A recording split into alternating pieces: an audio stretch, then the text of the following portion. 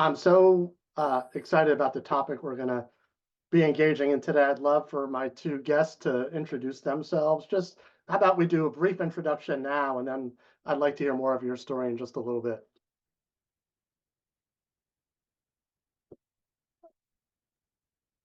Yeah, I'm Ivan Duran. I'm superintendent for Highline School District, which is located just south of Seattle. And I'm in my second year here. All right. Hello, I'm Kelly On. I'm the Assistant Superintendent for Human Resource Services with Long Beach Unified School District, and I am actually in my 7th month in the job now. And we were scheduled to be joined by Dr. Joe Davis from Ferguson Florissant Schools in Missouri, but unfortunately he won't be able to join us. So, or he'll jump on late, and if he does, it will be well worth it. And Kelly and Ivan, thank you again so much for joining me. I've, engaged in your work for a number of years now and have been just fans of both of your leadership, and so glad that a broader audience is going to get to hear from you today. Can we just go back to those two intro slides real quick? Just love for folks to know a little bit about the Center for Educational Leadership. Again, I'm Max Silverman. I'm the executive director, and I've actually worked at the center for, since 2009. And prior to that, I was a teacher in Seattle Public Schools, and then a school leader and central office leader in Highline Schools for a number of years. And I had the opportunity to join CEL, as you can tell, many years ago, and I'm just so proud of the work we do. And on this slide is our mission and vision. And, the words on this slide is how we as adults think about our work and how we as adults think about what we want for students and for people who work in school districts. And it's very powerful to us. As you all know, most organizations have really powerful vision and mission statements. On this next slide, however, even more powerful for us, because this is what students told us how they want to feel in school. And this was a project led by my colleague, Jennifer McDermott. And, she got to hear from students K through 12 in the Seattle Puget Sound area about how they want to experience school. And when they summed up what they heard from each other and came up with that they want school to be a place where they all can feel happy and proud, that just really captured our hearts. And it really simplified what we think we do, which is we provide professional learning for school and district leaders so they can create schools where all students feel happy and proud, particularly those who are most marginalized and least likely to feel happy and proud. And I think as we'll jump into the topic for today, we've also learned that students will be no happier or prouder than their teachers are. And teachers will be no happier or prouder than their principals are. And in my work with central office leaders, it goes the same for them. So today with Kelly and Ivan, we're really going to unpack, I think, from their perspective, what it takes to lead school systems where, everybody can feel happy and proud. And the title of the webinar has inclusion in it, which I think will, to us, is a big hunch as to what that's going to take to lead to that. One aspect of this that's important to us that we've learned is we're not talking about an implementation problem. We're not talking about something that has a technical fix to it. We're really talking about how people in school systems bring humanity for themselves and the others that they get to work with. And so we're really going to dig into, I've appreciated my opportunities to work with Ivan, both you, Ivan and Kelly, and to see how you do that day in and day out, both formally and informally. So with that, we'll jump right into it. I think it'd be great for people to hear first, maybe a little bit about your own leadership journey. How did you end up in the roles you're in, and what led you to want to be school district central office leaders? Kelly, why don't you jump in first? Sure.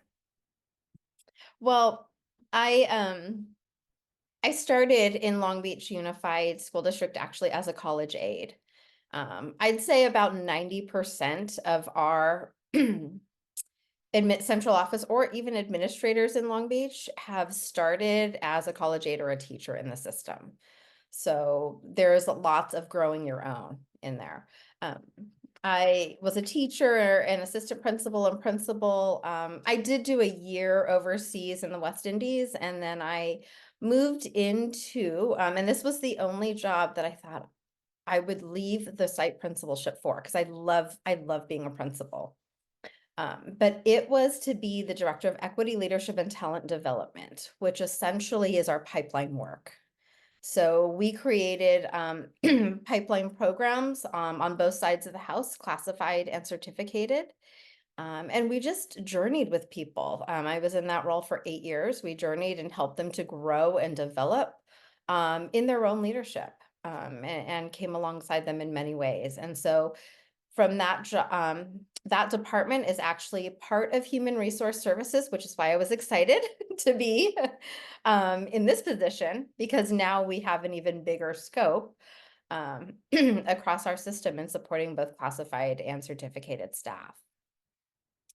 So that's a little bit about me, but one thing that I've always held close is really finding different ways, no matter what job I was in. But it was to come alongside students and to hear from students what it is they need, right? What it is they want. What do they look for in a leader? What do they look for in a teacher? And so I'll just say the aspect of focus groups, empathy interviews has always resonated with me, no matter what position I've been in. And so I know that that's just one piece to making sure that as a leader, I'm not leading by what I think everybody needs, but leading by what it is they're telling us, they need moving forward. Whether it's students, whether it's adults, we're finding ways in Long Beach to come alongside our folks in order to do that. Max, would you like me to go ahead? Are you okay if I talk about just kind of our Vision 2035 work right now, or I would think you what like? would be great, do you mind just doing a little bit of your demographics? Maybe share a little bit about Long Beach Unified. We'll let Yes. Ivan introduce, and Perfect. then we'll jump around to a few other things. Perfect. So Long Beach Unified School District is the 4th largest school district in California. We've kind of been 3rd and 4th, but we're probably a steady 4th at this point. We have 62,000 students, 87 schools. We range from elementary, middle, high school, and then we have a K-12 school on Avalon or Catalina Island. And I'll just say this also, majority of our student population are Black and Latinx students. And that's a piece too. I'll say that with an HR lens, we're really ensuring that our staff demographics is really matching that of our students as well. In regards to our high schools, we do have 6 large comprehensive high schools, but we also have smaller thematic high schools. And I just think that that's an interesting point in Long Beach. That's not always the case in every district. But we are creating smaller high schools in order that are focused on certain pathways to better support our students.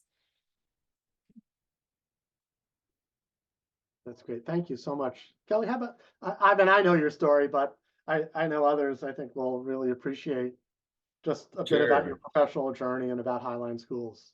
Yeah, I'll start with Highline first, because I'm just really joyful and happy to be able to serve here in Highline. But Highline's a district of about 17,000 students. We're just south of Seattle, so we're really an urban type school district. We have about 35 schools.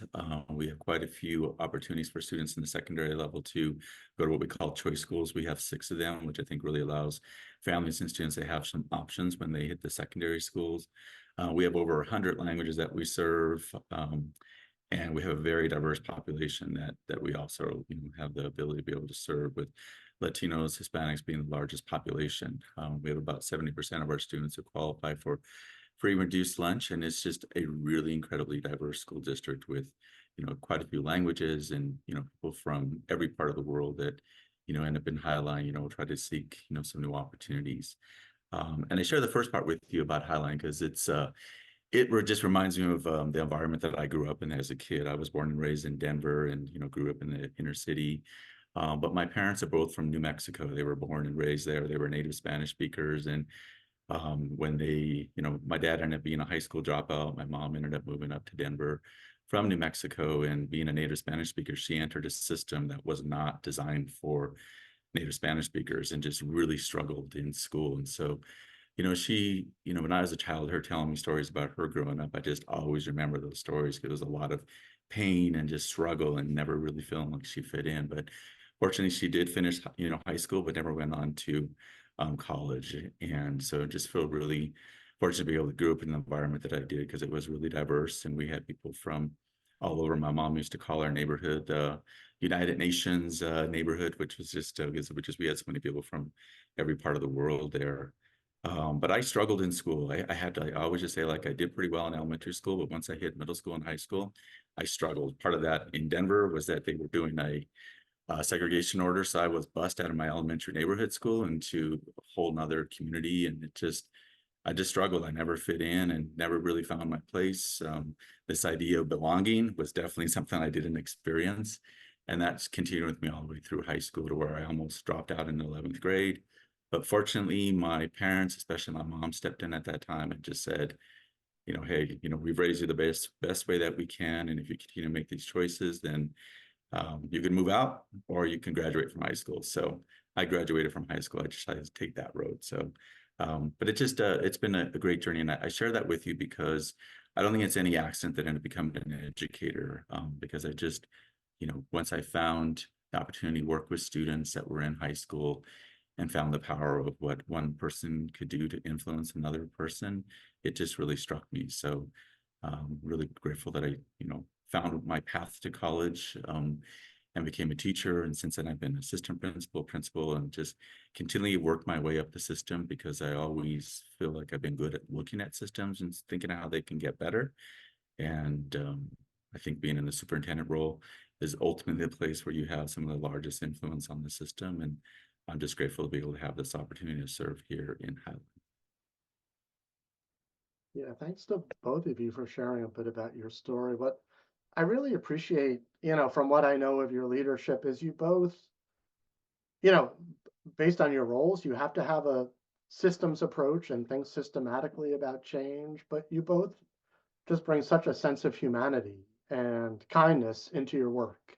And, we always in our work at Cell are trying to figure out how do we go from like broad statements that are missions and vision statements to statements like all students happy and proud, and words like inclusion and belonging, and try to make them tangible for leaders, and think about like leader practice and things that leaders do.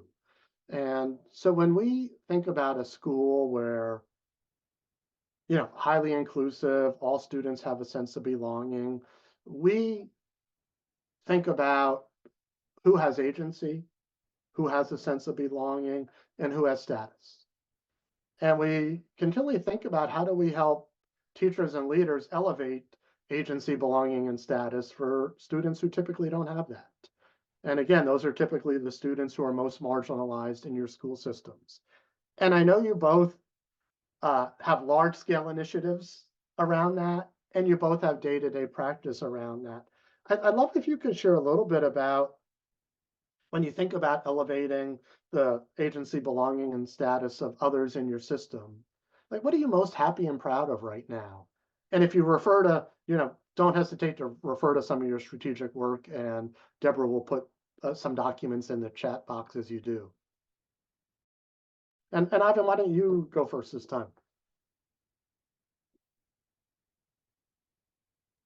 Hit the right button here. Yeah, definitely. I think, I'm in my second year, and I think I was just start from last year was super intentional last year to take the time to listen to the voices of individuals. And we actually worked very closely with the Center for Educational Leadership, and we did a listening tour where over half of the focus groups that we did centered around student voice. And that was just a really critical thing for me because here in Highline, our promise is to know students by name, strength, and need, so they graduate prepared for the future they choose. And I was really curious, and I wanted to know, how has that been true for our students, and how has that not been true for our students? I also wanted to know how that was true for our adults and how it wasn't true for or was not true for our adults also. So was really wanted to take that time to really listen and learn. And so, we spent a lot of time doing that last year. We formed some advisory groups to help provide some input. We talked to students, we talked to staff, we talked to community members, and we just gathered a lot of information to learn, what had been working in Highland, to really build upon what we could continue to do in the district. And was the basis of our strategic plan. And I think it was a really powerful way for us to start, because as we think about our strategic plan and in the document that I shared, that we have 4 goals, which are a culture of belonging, innovative learning, future ready, and bilingual biliterate. And so that all came from the voices of our community, from our students. And one of our parents, as part of our family action committee, named it best when she talked about the idea around culture of belonging, and that if we can get that part right, the rest of our goals are really come together very easily. We currently are doing some work with secondary school redesign, and I know Dr. Andrew Benitez is on the call today, who's really leading that work out for us. But that process is starting also from student voice.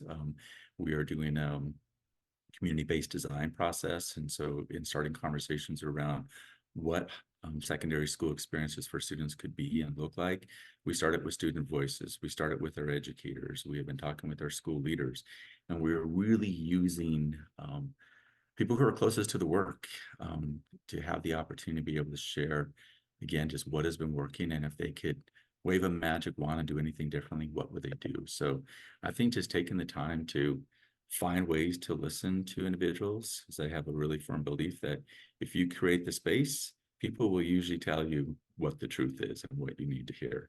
You just have to make the time for that to happen. Ivan, I still remember sitting in your office when it was so new to you, and we were arguing over, Dr. Duran asked if we would help do an equity review and really look at central office practice. And I just appreciate how adamant you were that you wanted most of the focus groups to be with students. And we really pushed on you, and you felt it was so important to have a preponderance of the voice be from students. And it's just wonderful to see in your strategic goals the voice, what we heard from students coming out so clearly.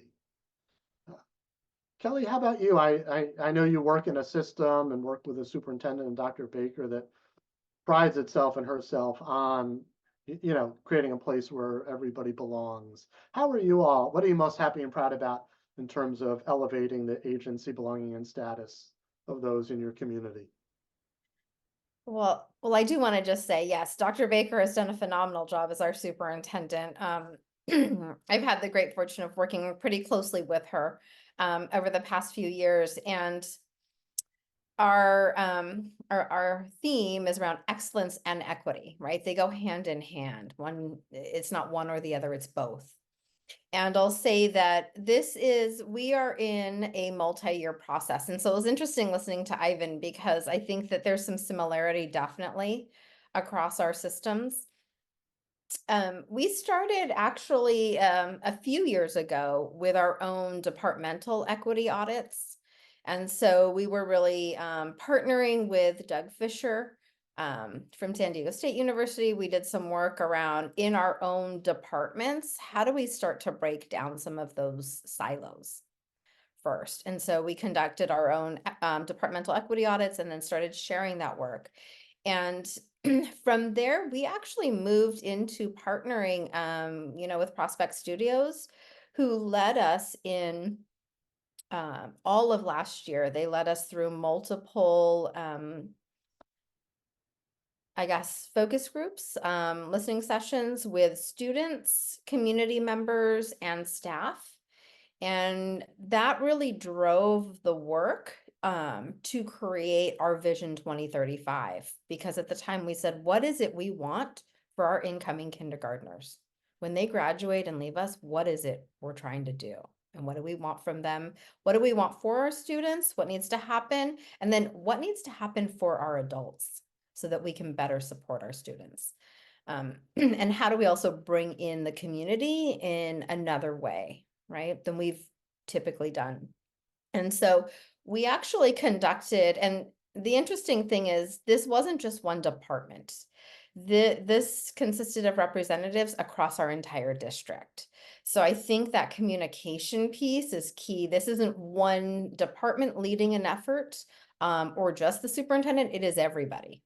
Had a voice and a say and came to the table in that.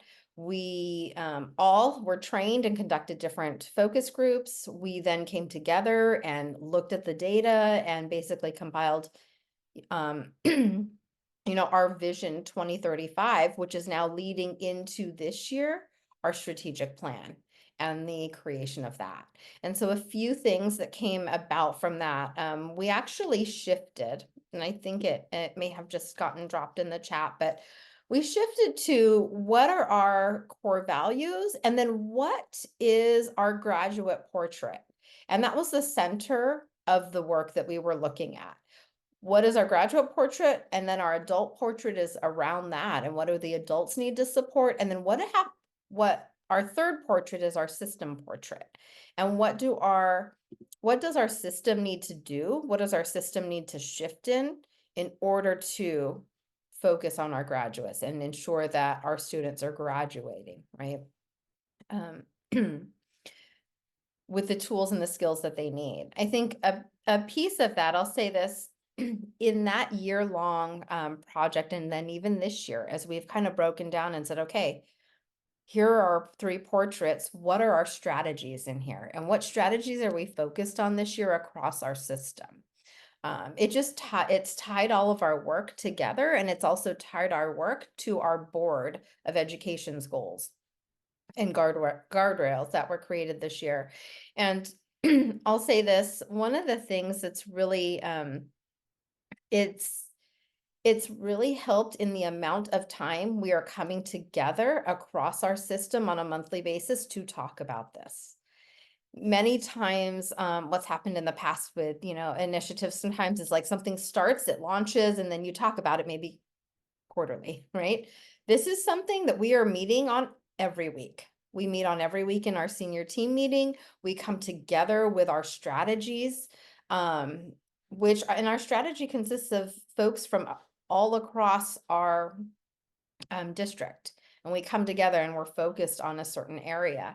And I think that constant communication and the thinking about a system versus how does this impact me as a site principal, or how does this impact me as a parent? No, this is all of us coming together to talk about that on a monthly basis. And that's really helped. I'll say we're actually looking in the fall, in August, we are going to be launching this across our system.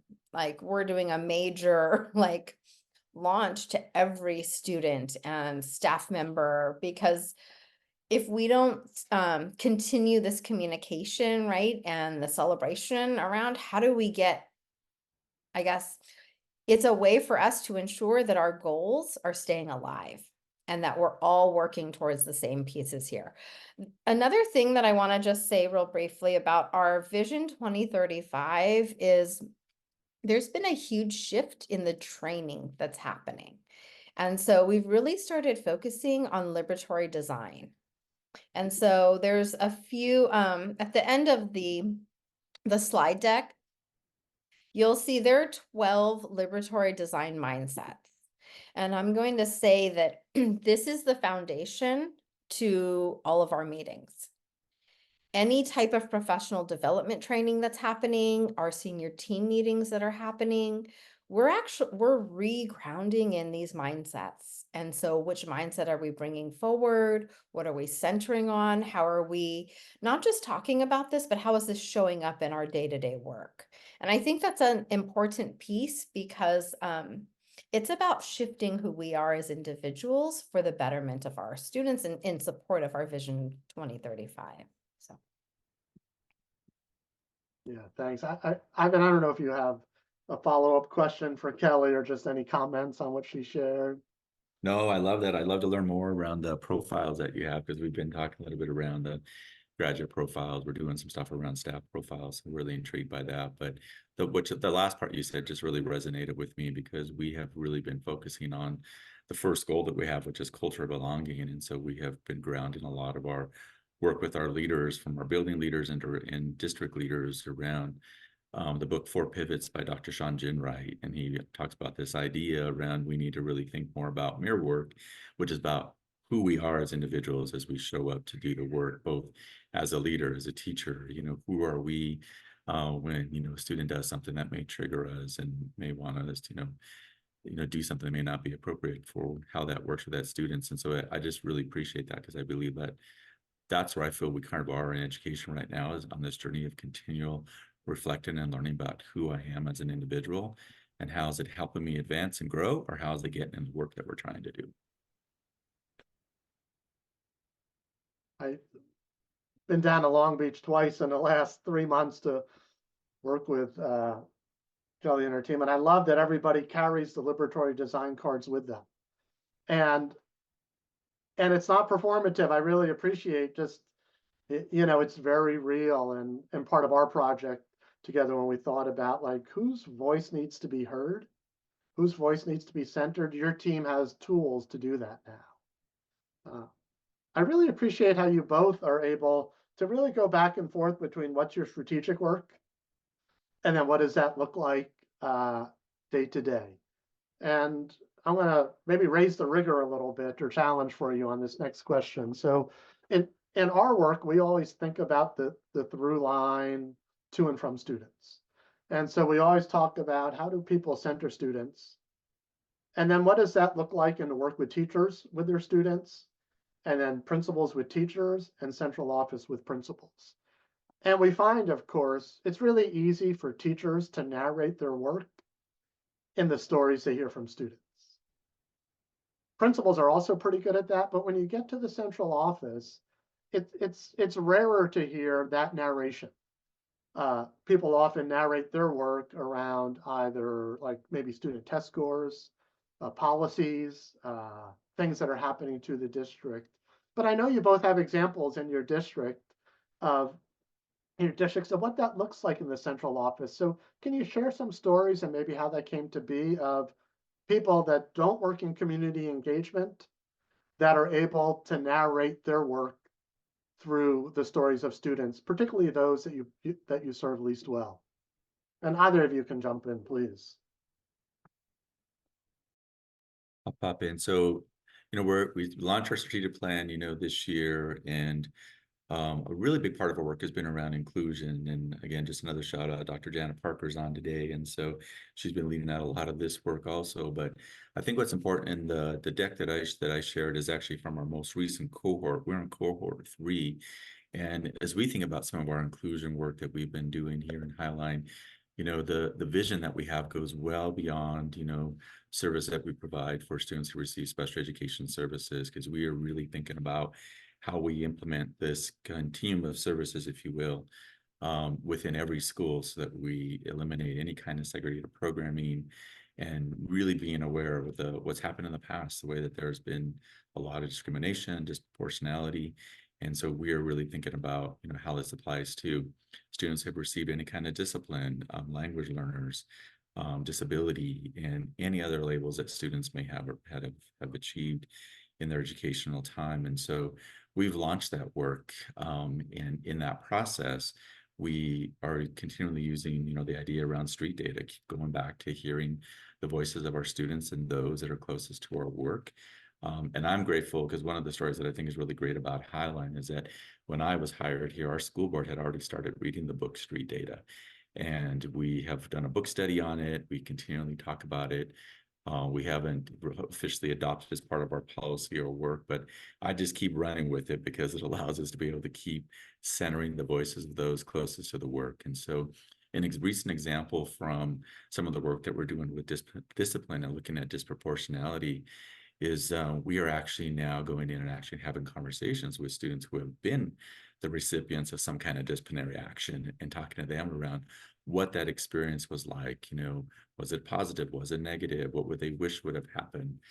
Because in an ideal state, we really are creating this culture of belonging, no matter what a student does, and we know they do make mistakes along the way of their journeys.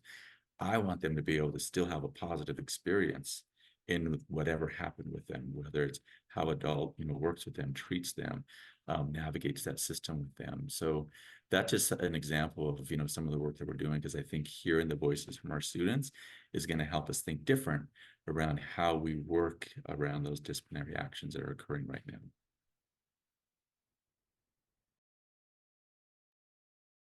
I'll say, Ivan, I love that book, Street Data. We worked with Shane Saphir a lot in Long Beach.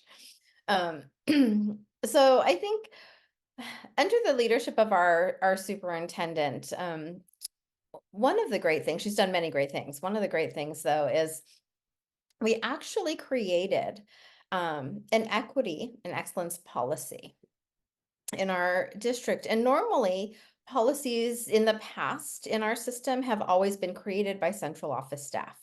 They're created, they're adopted by the board, and then they are disseminated out. Our equity policy was not designed that way. It actually, we took applications from all across our city in Long Beach. And there were about, my goodness, I think there were about over 400 applications to be a part of our first committee to create a policy that would be implemented across our system, but not created by central office. So as central office administrators, there was definitely, we had a voice, as did all of the other participants. And so we had parents, we had community members, and we had staff on that initial committee. And this was back during the pandemic. So, right, I think when the pandemic hit is when our committee started, so to speak. But this equity policy was created by the community, and it has been implemented, though, across our system. And so I'll say that it's definitely a different type of shift, right? We always say we want to give you a seat at the table, right? Or we want to hear your voice. But in this particular case, we said, you know what, we need to shift that. We need to actually have you're creating this. We're supporting you. Our voice is, everyone has an equal voice in this piece. And so we really need to, how might we center the needs of our Black students who have been the most harmed in our system? And that's what we did. We are actually, it's being led by our Deputy Superintendent, Dr. Tiffany Brown, and we're actually looking to reconvene and bring more students, now that we're through the pandemic, bring more students, to be a part of the second iteration. We have a commitment from the committee that we are reviewing this every year. And I say that because I think that this is, it's been our first, I should say, it's one example where we're trying to shift how policies and procedures are happening in Long Beach. We're trying to shift and say, you know what, we may think we know, but we don't.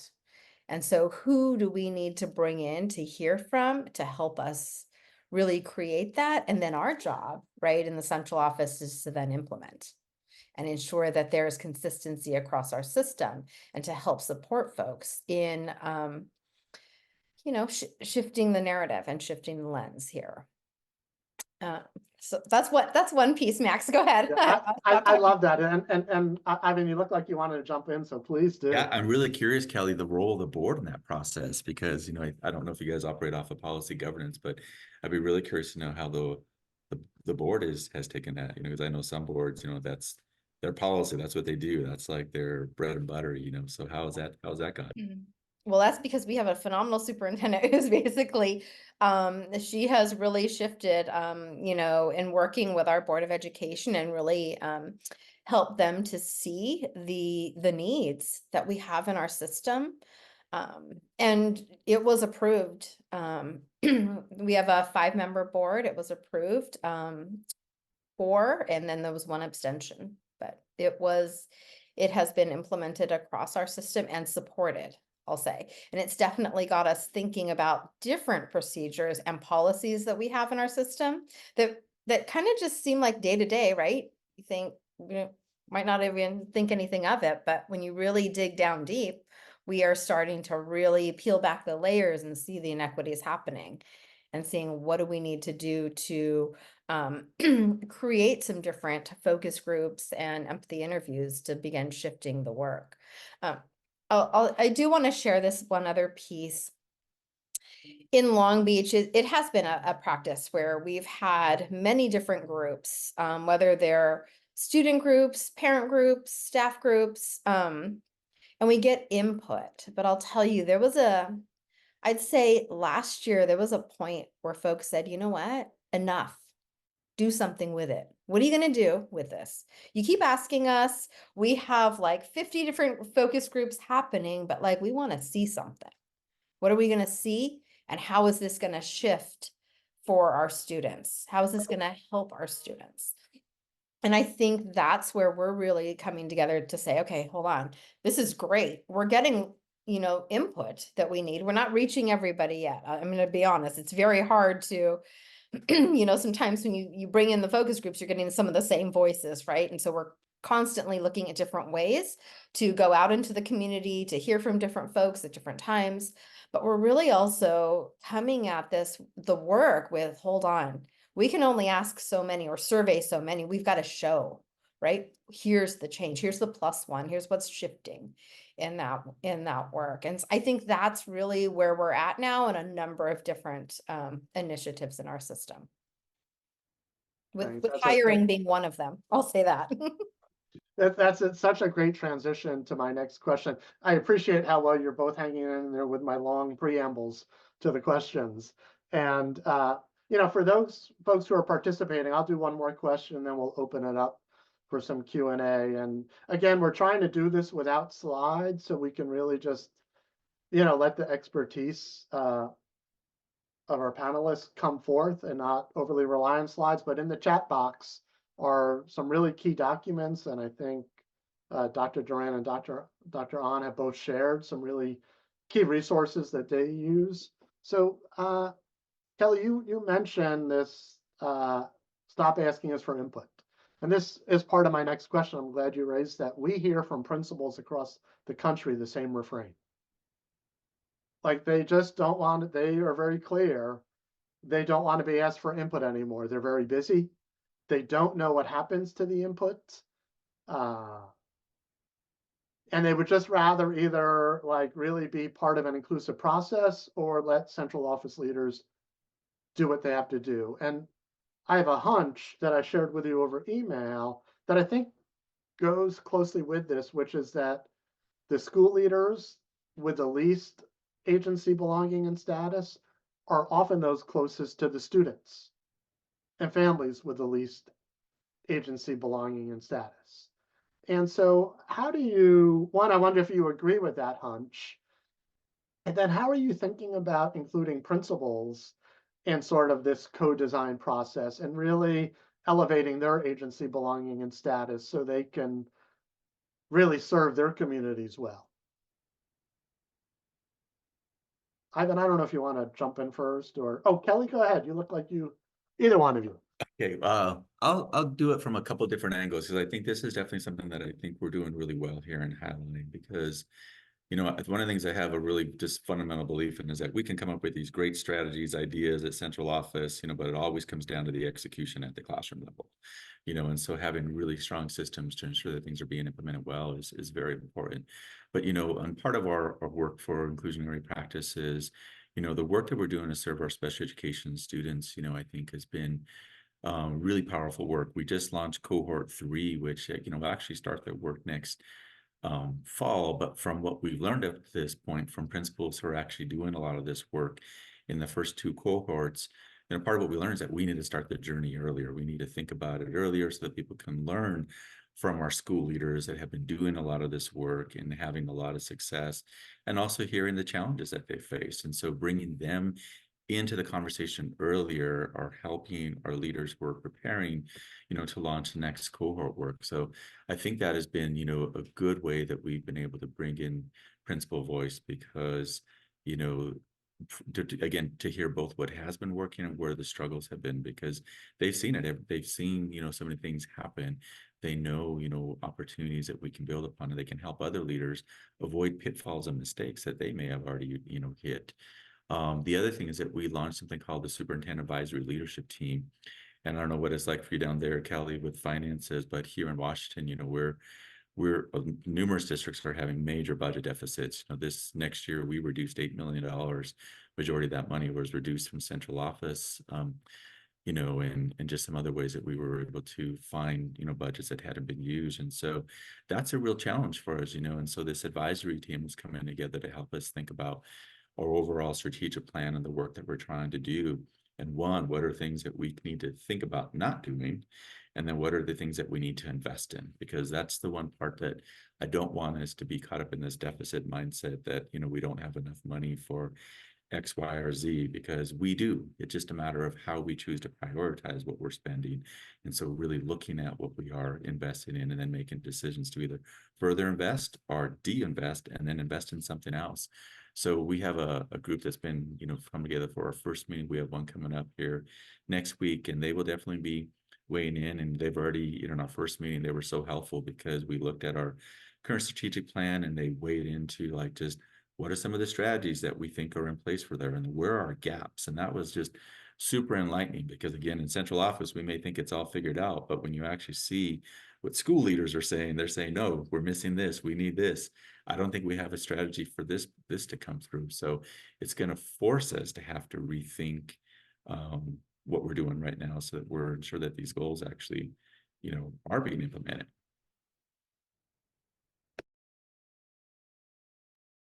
Yeah.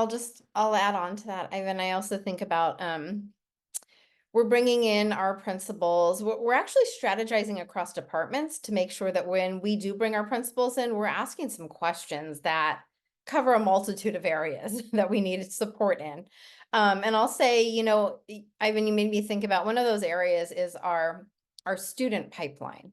So I mentioned before my prior job, we built out our adult pipelines, right, to support our leaders on classified and certificated leaders through their leadership journey. But we're actually creating a student pipeline right now in HR. And we're bringing in our leaders as a way to say, what are some of those needs? Our students as well. But, many times when we look at supporting students, we bring in our high school principals. But really where we need to start is our elementary, right? When they're back in TK, and like, how do we build that? All the way through. And so we're actually bringing in some of our leaders in this aspect to say, help us create our own student pipelines, right? They would feed right into our workforce, right? If Long Beach, our district is one of the largest employers in the city, why are we not tapping into our students, right? And helping to bridge that gap into coming into our system as, future employees. And so we're looking at different ways, I'll say this, we are looking and thinking about different ways and how we might ask our leaders, our site principals for information to help, leverage their expertise and their relationships with students and families, to help give us some other additional feedback as we're trying to grow out and create other systems of support for our kids. I'll also just add, and systems of support as we think about just in HR, I say, we're basically we handle recruitment all the way to retirement, right? It's the whole life of an employee. And so how are we really listening to the needs coming into this role? I'm listening to principals around like, what is it we need to do better? Right? How might we better support you so that there's a smoother transition as we bring on new employees as well? Thank you. Why don't we open the question and answer window? And I know that, or I don't know if that's a window or a box, but it's open. We have a first question, which is for you, Kelly. What are the strategies you use to get a diverse group of participants in your focus groups? Can you also say more about who is running the groups and what the goals are for using focus groups? Well, we use focus groups in a variety of ways across our system. I'll say, for example, as we're in HR now that we're really looking at different ways to recruit employees. We essentially I look across the system and we have what's called steering or senior team. And we actually look so, I'll just say shoulder tap some individuals in our system that we, know have some expertise around recruitment or have done some unique strategies at their school sites. We also, though, in addition to that, I just put out a regular survey to principals who wants to be a part of this. Because many times, I'll just say, I might think, oh, this person would be great, but there could be someone else that I'm not even aware of. So I actually just put out a blanket survey and say, this is the commitment, who is interested. And if you can't make the commitment, feel free to just share any information too. And it's just a way. And then what we do is we come together and then there's structured questions that we're asking folks. And it's actually, we're showing them kind of our timeline and our process, our flow map to where we're trying to go and getting their feedback along the way. I mean, that's just one aspect where we tried this year. And how about you, Ivan? I know you have done so much in convening focus groups. What strategies you use to make sure they're diverse, get folks there?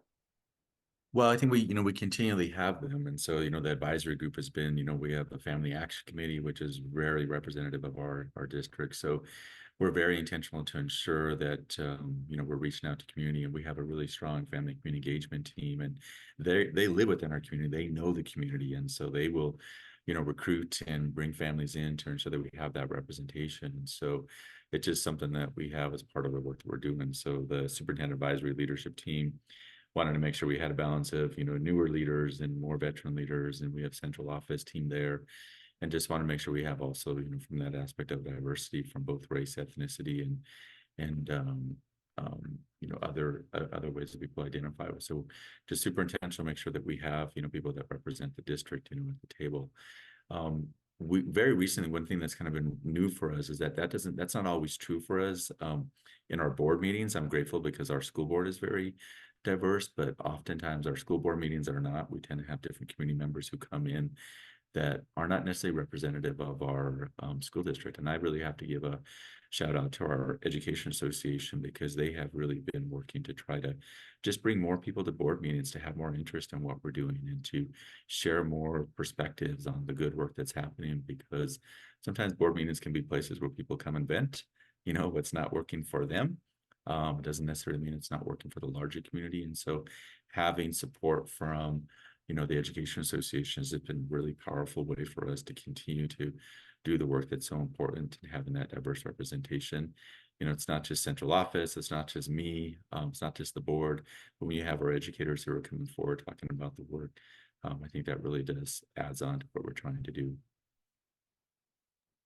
Thank you. And I have plenty of questions, so if people don't submit them, I'm going to just keep going.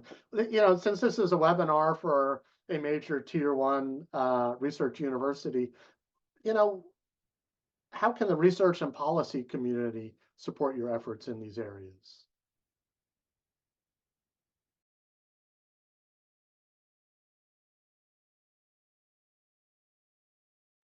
I think what just strikes me is, I think one thing that it can do, if anyone, is going to come in and do work in a school district, is that you've got to come in and get to know the school district. Max, I'll just shout you and your team out from Center of Education for Leadership, but, with your ability to come in and help us with the focus groups, I mean, you know our school district in ways that most people don't. And so I really believe it's so important for people to really get to know who you're working with and what are the challenges and what the successes are, because I think it's easy to come in and point fingers as to what's not working, but really coming in and finding out, what could be helpful to help us move the needle is real important, and to build upon the work that we're trying to do. A really recent example is some of the work that we're trying to do around finances. There's a lot of opportunities for us to continue to advocate at the state level for funding for providing services to support our students who receive special education services. And, we invest a lot of that from our local dollars. And so if there's research or other, material that we can use that can help us in that, we would definitely love to know more of that. So find out what we're trying to lift up, find out what we're trying to do, and then bring that into us so that we can, try to apply that as best as possible. I'll just add on, definitely agree with Ivan around, listening, really listening. But I'll say, Max, you have a gift for asking very strategic, thoughtful questions. And it's a way, which I really appreciate, because it's a way of coaching. And I believe in coaching. In Long Beach, we coach from our students coaching each other to our superintendent coaching, right? But I think in addition to the listening, it's the asking of the questions. It's the thinking about, what might this sound like or look like in your system? And it's not about quick fixes. It's about really helping to build our capacity and help us think strategically and plan, down the line. You're both changing the whole Tier 1 research university model if you want us to ask questions first before we figure out what it is we want to do. Thanks for that. I'm on board with your agenda for sure. Hey, that's great. I see two of my former colleagues from Tyee High School, Bruno Cross and Valerie Allen, both have questions. But I unfortunately also got the cue from Deborah that we should start shutting down. So Deborah, I'll take your guidance. It's great, Bruno. It's wonderful to know that you're here, and you as well, Valerie. Deborah, I'll take your lead on this. Okay, how about if we do one more question? All right, that would be great. Bruno got his in first, so it's a great question. What is a program change or pedagogical shift that happened in a school setting, and who was specifically benefited and in which way? How was teaching changed, and how did the student experience change, or the engagement been improved? That is a classic cell question, Bruno. Thank you. Go ahead, Kelly. Okay. Sorry, I was reading the question again. Thank you that it was written right here.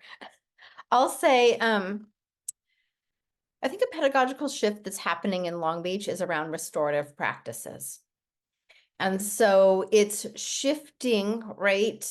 The way it's shifting ourselves, but it's also shifting the way we're approaching, student discipline and problem solving. And I say that because it's not a prescribed program, right? Restorative practices are a way of being. And so it kind of goes in line. I'm sorry, I was reading Valerie's question too, which I really liked. It goes in line with the coaching, I'm just going to say. So when we think about restorative practices in Long Beach, we think about coaching. How do we come alongside folks? How do we help to shift? How do we help to acknowledge our own biases and hurts and harms? And how do we then begin to help others see that and help repair the harm that's been done to then move forward?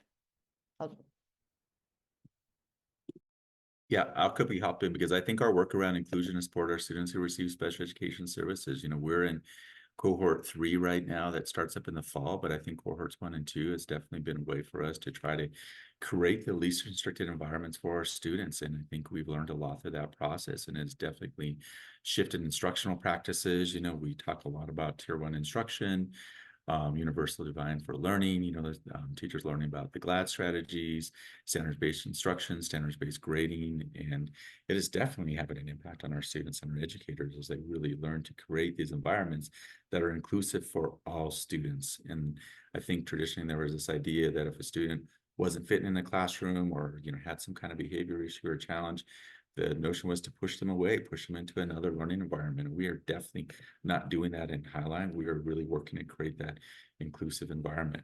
Now, the challenge with that is that, we also have to provide more training. And we just wrapped up visiting all 35 of our schools in partnership with the Highline Education Association president, Jeb Binns. And the one thing that I think was great about it was that almost everybody spoke in favor of the work that we're trying to do. And the biggest need and request we heard was the need for additional training and support so that we can both support our students and then support our educators who are doing this on a day-to-day basis. Yeah, thank you. Thank you both. And everybody should know that Ivan and Kelly are both on spring break with their families and made time to do this. I really appreciate it. And And Deborah, I'll pass it back to you.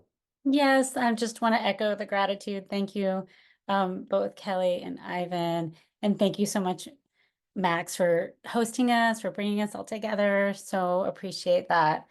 Want to just offer a little bit of information about our series more broadly. Here we go. We do have one more webinar in the series coming up on May 23rd. It is about edu-design, building justice-focused teacher-led professional learning communities. We invite you to join us then. Have a couple of other bits and pieces to share. If you're interested in learning more about Connect Ed professional learning, we are super excited to answer your questions. So please reach out to us by email, check out our website. We can also share information about webinars like these and other opportunities if you join our mailing list. My colleague Kendra will put some links in the chat to help with that. And we just want to say thank you to you all for joining us today. If you're interested in clock hours, you can receive clock hours for this time.